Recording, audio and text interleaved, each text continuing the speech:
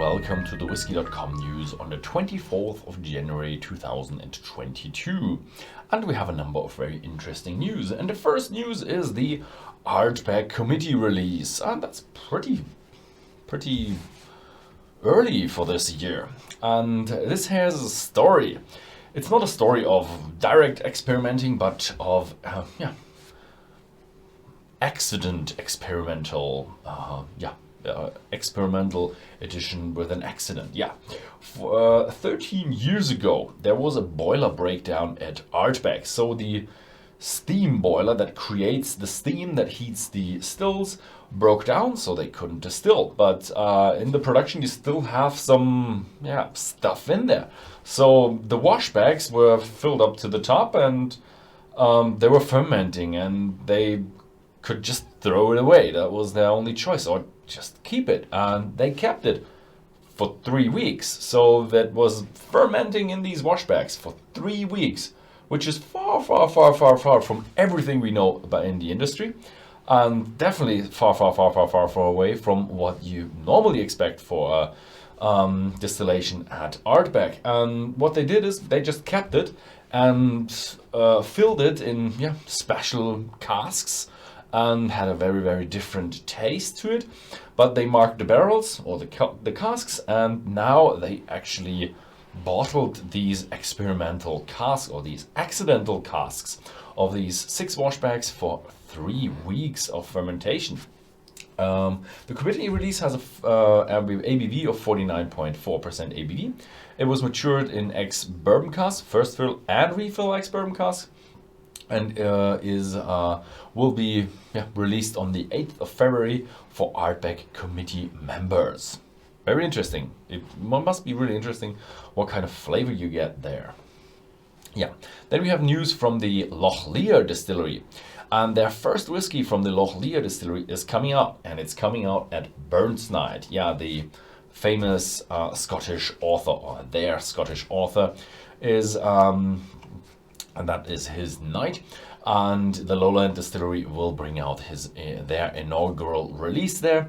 It's a single malt first release, and it was matured in first fill bourbon casks and PX sherry casks. No coloring, no chill filtration, 46% ABV. And they want to bring out a core range, and they want to bring out small batches this year. So very ambitious plan, and hopefully they will manage to do it. Then we have news from another new distillery, the Cairn Distillery, from the independent bottler Gordon and MacPhail, and they have released their core team, or their management team. And we have the distillery manager, a female called Mairi, probably somewhere far away Asian or something like that. Mari Winters, that doesn't sound Asian, and Andy Kitchen. They will do. Mairi will do the distillery manager, and Andy will be the visitor experience manager. So good luck to both of them, and hopefully they will do a good job at the Cairn Distillery. Then we have another special edition from Johnnie Walker Blue Label for the new Chinese year in the new moon calendar, or new moon year. I'm not quite sure about that. And this year is the year of the tiger, and that is represented in the label of the Johnnie Walker Blue Label. It's not just a release for the Chinese market, but international markets as well. And just to say, it's just all these animals, they have really a character for good label design. So the designer can really go rampart and make a really nice label for that. Then we have news from Tomatin with 2 new whiskies from the Cù Bòcan Creations series. Lightly peated and 2 bottlings. They call them Creation number 3 with Moroccan Cabernet Sauvignon rye whiskey, Cabernet Sauvignon casks and rye whiskey casks. So that way around. Then we have Creation number 4 with Tony Port and Cognac casks. Both bottlings are limited to 4,000 bottles. Then we have also another personal change with John Cashman is now becoming the head of whiskey from the Powerscourt Distillery. Last week or week before, we talked about how Noel Sweeney left the distillery, and now we have his replacement, John Cashman, and he has been the global brand ambassador at Beam Suntory. So, best of luck.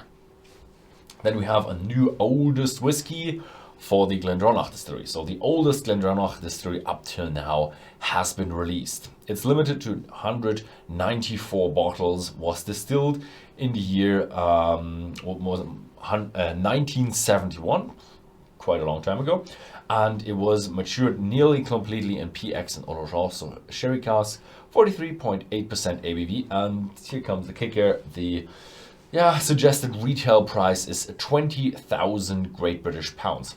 Well, I have to say, 20,000 Great British pounds is a huge price, but for a 50-year-old GlenDronach, only one on the market, actually sounds pretty good, the price. Or pretty low. I think that will, in the aftermarket, it will just skyrocket. And then we go over to Ireland. Irish whiskey. The Teeling Irish whiskey is releasing a 30-year-old single malt Irish whiskey. It was distilled in 1991, and it was matured in bourbon casks, and then they actually matured it another time for 9 years in Sauterne wine casks. Limited to 4,000 bottles, 46% ABV without chill filtration. Then we have another very good news from Ireland, and that is from Northern Ireland, and it is from Bushmills. And yeah, they're bringing out a 12-year-old release. Yeah, it's 12-year-old single malt Irish whiskey, and it will be a core member, or core bottling. And the whiskey is made from 2 single malts, one from Oloroso sherry cask, one from bourbon cask, matured for 11 years, and then they are being married together and finished for 6 to 9 months in ex-Marsala wine casks. Officially, they will be released in February 2022, and they will begin selling then in the international markets. Then we have international news. There was a legal battle going on between the SWA and Glen Buchenbach, and I think Glen Buchenbach lost in the first round, and now it went to the Oberlandesgericht Hamburg in Germany. So, and they decided, yes, it was correct. Glen Buchenbach is not allowed to call himself Glen Buchenbach because Glen suggests that it is a Scotch. So you have to produce a Scotch in Scotland to call it Glen, which is a bit weird because there are regions in Canada which are called Glen, since have ever always been called Glen, and Scottish heritage. So probably they have a bit of an exception there. They have a case there if they get sued by the SWA. But Glen Buchenbach is no longer called Glen Buchenbach, and I think they changed to something else. I think it would burn something. Maybe they can keep that. Yeah, that was it for this week. Quite a number of news. Thank you very much for watching, and see you next time.